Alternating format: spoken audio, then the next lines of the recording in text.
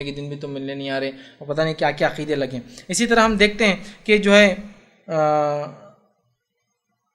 جو ایک کام اور ہوتا ہے ہمارے وہ ہے کہ قبر پر جو پھول ڈالتے ہیں. یہ بڑا اہم، یہ بھی آپ کے لیے میت پر قبر پہ جا کر پھول ڈالتے ہیں. کیوں؟ تو اس سے بولے اس کو عذاب کم ہوگا. عذاب کم ہوگا مطلب گناہ میں تخفیف ہوں گی، ہے نا. ایک طرح سے ایصال ہی ہے، یہ بھی ثواب. ایصال کیا ہوتا ہے؟ یا تو ثواب پہنچانا یا گناہوں میں تخفیف کرانا، اس کو ایصال بولتے ہیں.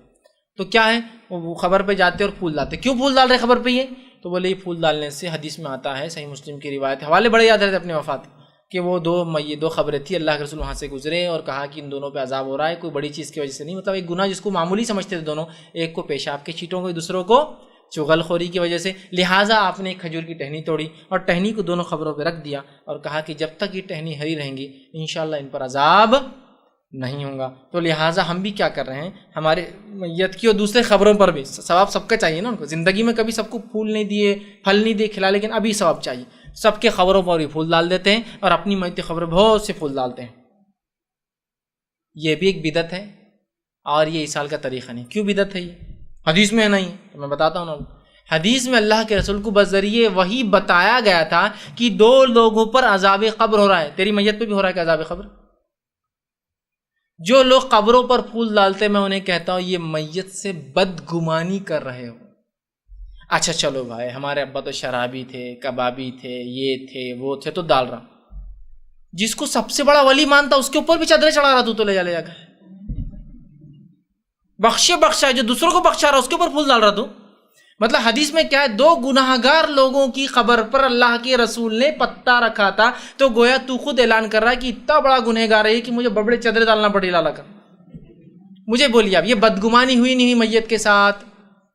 آپ کی دلیل کیوں؟ آپ نے خود بولتے نا کہ رسول اللہ نے خبر پہ ڈالا تھا. تو میرا آپ سے سوال ہے، خبر پہ رسول اللہ نے ڈالا تھا تو کیوں ڈالا تھا؟ عذاب ہو رہا تھا، تم کیوں ڈال رہے ہو؟ جس کو تم ولی بولتے ہو، جس کو تم بولتے ہو کہ یہ تو ہم کو بخشائیں گے، مغفرت کرائیں گے، ہاتھ پکڑ کے لے جائیں گے، اب اس کی مغفرت کے لیے تم جھاڑ لا کے ڈال دے رہے ہو اس کے اوپر. اچھا حدیث میں کیا الفاظ ہے؟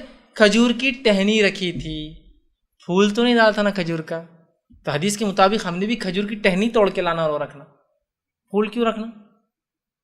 اسی طرح خبروں پر پھول لگانا جھاڑ لگانا اس نیت سے جب تک جھاڑ رہیں گا عذاب نہیں ہوگا. تو حدیث میں الفاظ نے بولے جب تک یہ ٹہنی ہری رہیں گی تو انشاءاللہ، یقینی بات نہیں تھی، انشاءاللہ ان پر عذاب نہیں ہوگا. تو ہم تو جھاڑی لگا دے رہے، بولے پرماننٹ عذاب ہوں گے نہیں اب تک جھاڑ رہیں گے.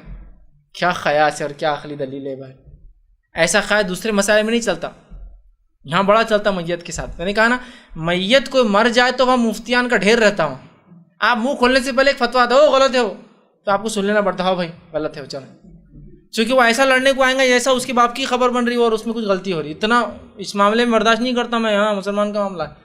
لیکن دیگر نماز کے مسائل میں سے کچھ پڑھتا ہی نہیں تو اب کیا معلوم رہیں گے اس کو مسائل نماز کی کیا ہے حالت. تو یہ تو بہرحال تو خبر پہ پھول ڈالنا کہ اس کو ثواب ملتا ہے، یہ بدعت ہے. اس لیے کہ آپ سب نے ایک گناہگار کی ڈالی تھی اور مجھے اور آپ کو نہیں پتہ اللہ اس کے ساتھ کیا کر رہا ہے. تو لہٰذا مردے کے ساتھ بدگمانی رکھنا شریعتاً جائز نہیں. ہم کو ہر کسی سے اچھا گمان رکھنا، آپ اچھے سب اچھے جب تک کہ آپ کی برائی سامنے نہ آئے. تو لہٰذا وہ بھی اچھا ہے، ہو سکتا ہے موت کے وقت توبہ کر لی رب سے، تو کیوں بدگمانی کرتے ہو، ہے نا. اور وہ غائب سے وحی کے ذریعے آپ کو بتایا گیا تھا، مجھے کہاں وہی آتی ہے جو مجھے پتہ چلے اس وقت کیا ہو رہا ہے. لہٰذا یہ بھی غلط ہے. اسی طرح جو ہے میت پر جو ہے زیارت کو گئے تو